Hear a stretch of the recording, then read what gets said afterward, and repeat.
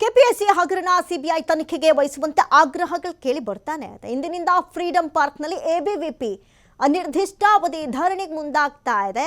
ಅಖಿಲ ಭಾರತೀಯ ವಿದ್ಯಾರ್ಥಿ ಪರಿಷತ್ ಪಶುವೈದ್ಯಾಧಿಕಾರಿ 400 ಹುದ್ದೆಗಳ ನೇಮಕಾತಿಯಲ್ಲಿ ಅಕ್ರಮ ನಡೆದಿದೆ ಅನ್ನುವಂತಹ ಆರೋಪ. ಪರೀಕ್ಷೆಯಲ್ಲಿ OMR ತಿದ್ದುಪಡಿ ಮಾಡಿರುವಂತಹ ಆರೋಪ ಕೇಳಿಬಂದಿರುವುದು. ಒಂದು ಹುದ್ದೆಗೆ 90 ಲಕ್ಷ ಬೇಡಿಕೆ ಇಟ್ಟಿದ್ದಾರೆ ಅನ್ನೋ ಆರೋಪ. ಕಡಿಮೆನಲ್ಲ. ಪಶುವೈದ್ಯಾಧಿಕಾರಿ 400 ಹುದ್ದೆಗಳ ನೇಮಕಾತಿಯಲ್ಲಿ ದೊಡ್ಡ ಮಟ್ಟದ ಭ್ರಷ್ಟಾಚಾರ ಅಕ್ರಮ ನಡೆದಿದೆ ಅಂತ ಪರೀಕ್ಷೆಯಲ್ಲಿ OMR ತಿದ್ದುಪಡಿ ಮಾಡಿರುವಂತಹ ಆರೋಪ ಇರುವಂಥದ್ದು.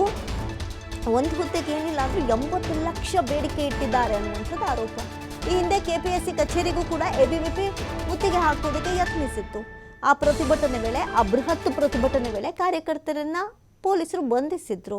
ಇನ್ನು ಸರ್ಕಾರಕ್ಕೆ ಈ ವಿಚಾರವನ್ನು ತೀಕ್ಷ್ಣವಾಗಿ ಪರಿಗಣಿಸಬೇಕು ಅಂತ ಹೇಳಿ ಆಗಸ್ಟ್ 4ರವರೆಗೆ ಕಾಲಾವಕಾಶ ನೀಡಿತ್ತು. ಎಬಿವಿಪಿ ಗಡುವನ್ನು ಕೊಟ್ಟಿತ್ತು. ಆದರೆ ಸರ್ಕಾರದಿಂದ ಸ್ಪಂದನೆ ಇಲ್ಲ. ಪಾಪ ಅವರೆಲ್ಲ ಸಚಿವ ಸಂಪುಟ ವಿಚಾರದಲ್ಲಿ ಬ್ಯುಸಿ ಇದ್ದಾರೆ.